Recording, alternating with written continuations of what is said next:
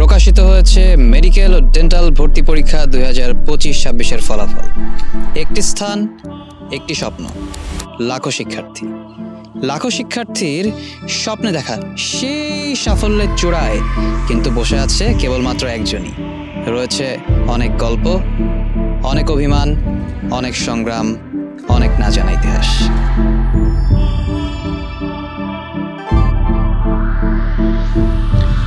বাংলাদেশের সর্ববৃহৎ ভর্তি পরীক্ষা মেডিকেল ও ডেন্টাল অ্যাডমিশন টেস্ট 2025-26-এ সাফল্যের চূড়ায় আরোহণ করেছে সারা বাংলাদেশে প্রথম। ঢাকা মেডিকেল কলেজে চান্স পেয়েছে জাহাঙ্গীর আলম শান্ত।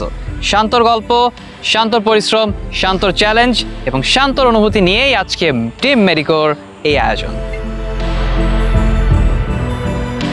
গর্বিত সন্তানের গর্বিত পিতা। এখন আমরা চলে যাচ্ছি 2025-26 মেডিকেল এবং ডেন্টাল ভর্তি পরীক্ষায় সারা বাংলাদেশে প্রথম জাহাঙ্গীর আলম শান্তর গর্বিত পিতা মিজানুর রহমান আঙ্কেলের কাছে। আঙ্কেল, আসসালামু আলাইকুম। ওয়ালাইকুম সালাম রাহমাতুল্লাহ। কেমন আছেন আঙ্কেল? ভালো আছি ইনশাল্লাহ। প্রথমেই আমি শান্তর কাছে একটু জানতে চাইব, শান্ত, তোমার ফলাফল প্রকাশিত হওয়ার পরে তুমি নিশ্চয়ই খুশি হয়েছো এবং সন্তানের ফলাফলে আসলে বাবা মাই সন্তানের থেকেও বেশি গর্বিত হন, বেশি খুশি হন। তোমার এই ফলাফলের পেছনে আঙ্কেল আন্টির পরিশ্রম, আঙ্কেল আন্টির অবদান এবং তোমার ফলাফলের পর আঙ্কেল আন্টির অনুভূতিটা তুমি তোমার চোখে কিভাবে দেখলে? একটা ফ্যামিলি থেকে মা বাবার যে সাপোর্ট, ওইটার কথা যদি বলি, আমি ছোটোবেলা থেকে আমি যদি বলতাম যে আমি এটা করব, পড়ালেখার ক্ষেত্রে বিশেষ করে আমি যে অ্যাপ্রোচটাতে যাওয়ার চেষ্টা করতাম, যদি আমি বাড়িতে বলতাম, তো বাড়ি থেকে আমি আমার যে কোনো অ্যাপ্রোচে আমার বাড়ি থেকে আমার মা বাবা আমাকে সাপোর্ট দিত। তো আমার ইন্টারমিডিয়েটের পরেও যেটা হয় যে প্রথম দিক দিয়ে আমি যখন আমার গ্রাম থেকে বলেছি যে আমি ঢাকায় গিয়ে পড়াশোনা করব, তো তখনও আমার বাবা মা বলেছে, আচ্ছা তুই যেখানে যেতে চাস তো ওইখানেই যা, সমস্যা। তো 1 মাস 2 মাস যাওয়ার পরে ডিসেম্বরের দিকে তখন আমি মেডিকেলে কোয়েশ্চেন ব্যাংক কেনার পরে ওইটা কিছু দেখার পরে তখন আবার আমার ইঞ্জিনিয়ারিং থেকে আমার মনে হলো যে আমি মেডিকেলের দিকে আমার সুইচ করলে আমার জন্য ভালো হবে। তো আমি তখন থেকে মনে হয় যে আমি মেডিকেলের যে প্রিপারেশন ওইটা শুরু করি। তো এই বিষয়টা আমি বাড়িতে জানাই। বাড়িতে জানানোর পরে তখনও আমাকে বলছে যে তুই যেহেতু ভালো মনে করতেছিস তো ওইটা তো তুই ওইটাতেই থাক। আর সমগ্র এই যে জার্নিতে যত মানসিক সাপোর্ট, আর্থিক সাপোর্ট, আমার যে কোনো সমস্যা সব কিছু তো আমার মা বাবার সাথেই বলছি। তো মা বাবা সর্বোচ্চ সাপোর্ট দিছে। পরীক্ষা শেষ হওয়ার পরে আসছি, আসার পরে আমি বলতেছি যে চলো বাবা ওই বাড়িতে চলে যায় এখন পরীক্ষা। আর বলতেছে না আমি রেজাল্ট না নিয়ে যাবো না। আমি রেজাল্ট তো ইনশাল্লাহ তুমি ঠিক বা। বাড়িতে আসার পরে কিন্তু প্রশ্নগুলো দেখছি, দেখেও বলছে যে আমার বাবা 8টা বলিব, 8টা বললে তো ওই 90তে আসা পরে নাম্বারটা। হ্যাঁ ঠিক আছে, তুমি চিন্তা করো না, সুবিধা না। 8টা বললে 90 88 যদি থাকে তুমি ঠিক বা ইনশাল্লাহ টেনশনে চলো বাড়িতে যাই, কারণ আমি রেজাল্ট না নিয়ে যাবো। তারপর আমি আসা পড়ি 2টা বাজে রেজাল্ট দেওয়ার কথা ছিল। 2টা রেজাল্ট না দিয়ে আমার 5টার দিকে গেছে। আমি 4টা 5 মিনিট আবার ফোন দিচ্ছি, ফোন দিয়ে জিজ্ঞাসা করছি। এবার বন্ধু ধরছে শফিকুল, বলতেছে যে আঙ্কেল নামাজ পড়ে যে বলছে এটা শুনি আমার কাছে মনে করেন যে রেজাল্ট কি আসছে ভালো একটা মানে খুশি লাগছে। বুঝলেন, যে জায়গায় আমি বলে বললাম বলে নামাজ পড়ার কথা তো বলা লাগছে না, ইচ্ছা করে নামাজ পড়তেছে, বলতেছে ঠিক আছে নামাজ পড়ে বললো নামাজ পড়ে দোয়া করতে। তারপর 4টার পরে 5টার দিকে ফোন দিচ্ছে, বন্ধু ফোন দিয়ে বলতেছে আঙ্কেল এত বাংলাদেশে মেডিকেলে প্রথম হয়েছে। প্রথম হওয়ার বলছে পালি আমার শোনার পরে কীরকম একটা লাগছে, এটা অনুভবটা মানুষকে বোঝানোর মতো না। আমারটা আমি বলতে পারবো আল্লাহ জানে। আমার মনে কর চোখ দিয়ে আপনি একটা মানুষের বলে না যে একটা সুখের একটা কান্না, চোখ দিয়ে এমনিতে পানি আসতেছে যে আমি যে হয়েছি আমার জন্য একটা অসম্ভব লাগতেছে। আমি বলি আল্লাহ যে অশেষ রহমত দান করছে, এটা আল্লাহর কাছে লাখো কোটি শুকরিয়া। আর আপনারা দোয়া করবেন। শান্ত, তোমার কাছে একটু আমি জানতে চাইবো যে হচ্ছে মেডিকোর সাথে আসলে তোমার পরিচয় হলো কিভাবে? পরিচয়ের প্রথম যদি বলি তাহলে আমি ফেসবুকের একটা পোস্টে দেখি যে কলেজ বায়োলজি অলিম্পিয়াড কয়েকটা চ্যাপ্টার দিয়ে তো একটা পরীক্ষা, তো ওই টাইম থেকে আমি খোঁজ করতাম যে প্রতিযোগিতামূলক পরীক্ষাগুলো কিভাবে হয়, কোন জায়গায় হয়, বিভিন্ন অলিম্পিয়াডগুলো কিভাবে হয়।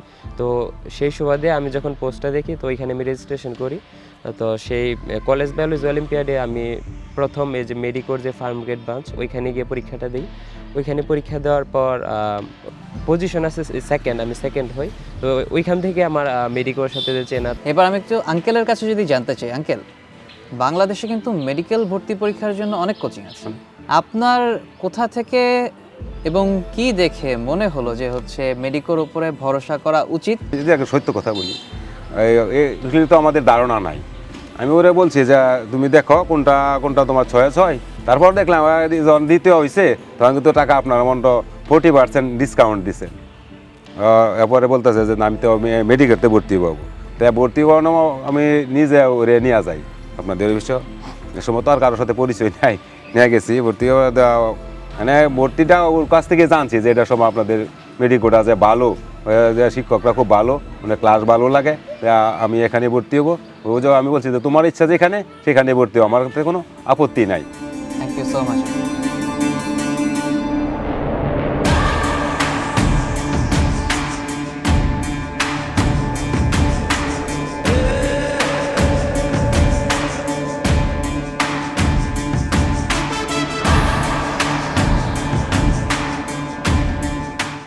রৌদ্রোজ্জ্বল শীতের দুপুরে আমি দাঁড়িয়ে আছি নরসিংদী জেলার বেলাবা উপজেলার চর জেলাব ইউনিয়নে বারৈচা রেসিডেন্সিয়াল মডেল হাই স্কুল। আমার সাথে আপনারা যাকে দেখতে পাচ্ছেন সে এখন দেশের অন্যতম সেরা মেধাবী মুখ এবং অন্যতম famous person. Who is he? Jahangir Alam Shanto medical এবং ডেন্টাল ভর্তি পরীক্ষা 2025-26 সেশনে সারা বাংলাদেশের মধ্যে প্রথম স্থান অধিকার করেছে জাহাঙ্গীর আলম শান্ত। শান্তর সাথে আমরা দাঁড়িয়ে আছি শান্তর স্কুলে, শান্তর আঙিনায়, যেখানে একসময় শান্ত হেঁটেছে, পড়ালেখা করেছে, খেলাধুলা করেছে এবং এই আঙিনার এই ধুলোবালি মেখেই শান্ত এখন সারা বাংলাদেশে মেধাবীদের চূড়ামণি হিসেবে বসে আছে। শান্ত, প্রথমে আমি তোমার কাছে যেটা জানতে চাইবো সেটা হচ্ছে তোমার স্কুলে আমরা এসেছি, তোমার স্কুলে এসে তোমার কেমন লাগছে? আসলে ভাইয়া আমি অনেক দিন যাবত অপেক্ষায় ছিলাম যে যেহেতু 2 বছর যাবত ঢাকাতেই ছিলাম, তো স্কুলে আসতে পারি নাই খুব একটা। 2 বছরের ভেতর কোনো দিনই মানে আসা হয় নাই, যেহেতু পড়ালেখার খুবই চাপ ছিল। তো আমি অপেক্ষায় ছিলাম যে কোন দিন আবার আমার স্কুলে যাব। তো আসলে এইভাবে আসা হবে এটা তো কল্পনা করি নাই। তো এখন তো খুবই ভালো লাগতেছে যে নতুন পরিচয়ে নতুনভাবে স্কুলে আসতে পেরেছি, খুবই ভালো লাগছে। এরপরে তো অ্যাডমিশন সিজনটা চলে এলো, ভর্তি যুদ্ধ শুরু হলো। এই যে তোমার ভর্তি প্রস্তুতির সময়কাল, এই সময়কালের কোনো স্মৃতি বা কোনো কথা কি তোমার মনে পড়ে? তো লাস্টের যদি বলি নভেম্বরের 3 তারিখ কি 4 তারিখ, ওই দিন আমি কোচিং থেকে এসে আমার যদি অ্যাডমিশনের সবচেয়ে যে মুহূর্তটা যদি আমি বলি সবচেয়ে যে গুরুত্বপূর্ণ আর সবচেয়ে আমার কাছে মনে হয়েছে যে সবচেয়ে একটা স্মরণীয় যে একটা ঘটনা, তো এটা আসলে এটাই। আহামরি ওই টাইমে আর তেমন কিছু হয় নাই। তো এটা যদি বলি তো আমি ওই দিন সম্ভবত 3 কি 4 তারিখ ওই দিন পরীক্ষা দিয়ে আসি। পরীক্ষা দিয়ে আসার পর ওই দিন আমার খুব মন চাইতেছিল যে খুব কিছু খাওয়া দাওয়া করি। তো রুমে সবার সাথে খাওয়া দাওয়া করলাম, অনেক বেশি খাওয়া দাওয়া করলাম। খাওয়া দাওয়া করার পর রাতে যখন 12টা-1টার দিকে মনে হয় শুইলাম, তো তখন একটু শোয়ার পরেই হঠাৎ করে আমার শরীর ব্যথা শুরু হলো, তারপর মাথা ব্যথা শুরু হলো, চোখের পেছনে ব্যথা। তো আমার ওই ব্যথা দেখেই আমি বুঝতেছিলাম যে হয়তো ডেঙ্গুর মতো কিছু একটা হয়েছে। তো কারণ ওইটা গেস করার আরেকটা কারণ হলো আমার রুমমেট 1 সপ্তাহ আগে আবার ডেঙ্গু থেকে উঠছে। আমার রুমমেট যে ছিল ওরও ডেঙ্গু হয়েছিল। তো তখন আসলে যে ওই টাইমে এত কষ্ট লাগছে যে আমার অ্যাডমিশন টাইমে আমি অসুস্থ হয়ে পড়লাম। যেহেতু বাড়িতে চলে আসি আমি ওই দিন সকালেই বাড়িতে চলে আসি, রাত যাওয়ার পর সকালেই বাড়িতে চলে আসি।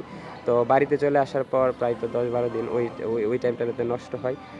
ওই টাইমটা আসলে খুব কষ্ট লাগতো, কারণ আমি শুধু বসে আছি আর দেখতেছি যে আমার টাইম চলে যাচ্ছে। যেহেতু আল্লাহ রাব্বুল আলামিন আছেন, উনি যা চান তাই হবেন। আমার জন্য যা করেছেন অবশ্যই আমার জন্য ভালো কিছুই হবে। তো ওইটা ভেবে আল্লাহর উপরে ভরসা রাখতাম। তো পরীক্ষার আগ পর্যন্ত আমার যত গ্যাপ ছিল, যা কিছু ছিল সব কিছু শেষ করে সব কিছু কভার করে আমি পরীক্ষা হলে বসি, যার কারণে খুব একটা আমার সমস্যা হয় না এক্সাম হলে। সমস্যা তো তোমার হয়নি, বরং উল্টো তুমি সারা বাংলাদেশের মধ্যে প্রথম স্থান অধিকার করেছো, সকলের মুখ উজ্জ্বল করেছো। আমরা দাঁড়িয়ে আছি শান্তর ক্লাসরুমের ঠিক বাইরে। ক্লাসরুমের পাশে বারান্দায় দেখা যাচ্ছে সেই বেঞ্চ, যে বেঞ্চে শান্ত বসে একসময় পড়ালেখা করেছে শান্তর বন্ধুদের সাথে, খুনসুটি করেছে। এবং আমাদের সঙ্গে রয়েছে গর্বিত শিক্ষার্থীর গর্বিত শিক্ষক শান্তর শিক্ষক। আসসালামু আলাইকুম স্যার। ওয়ালাইকুম সালাম। স্যার আমি আপনার কাছে একটু জানতে চাইবো যে আপনার শিক্ষার্থী শান্ত আজ সারা বাংলাদেশের সেরা শিক্ষার্থী, শান্তর ব্যাপারে আপনার গর্বের জায়গাটা, ভালো লাগার জায়গাটা বা ভালোবাসার জায়গাটা আসলে ঠিক কি, কোথায় এবং কেমন স্যার? ধন্যবাদ। প্রথমে কৃতজ্ঞতা জানাচ্ছি মহান রব্বুল আলমিনের কাছে যে আমাদের এই গ্রাম থেকে তথা বারুইচা খামারের মতন এলাকা থেকে সারা বাংলাদেশে মেধা তালিকায় বাংলাদেশ মেডিকেল এবং ডেন্টালের মেধা তালিকায় সম্মিলিতভাবে প্রথম স্থান অধিকার করেছে জাহাঙ্গীর আলম শান্ত। সে আমারই হাতিগুড়ি শিক্ষার্থী। 2010 সালে সে অক্সফোর্ড মডার্ন একাডেমিতে প্লে ক্লাসে ভর্তি হয়ে সেখান থেকে 2017 সালে পঞ্চম শ্রেণীতে ট্যালেন্ট পুলি বৃত্তি পেয়ে আমার এই বারিসা রেসিডেন্সিয়াল মডেল হাই স্কুলে সে অ্যাডমিশন হয়।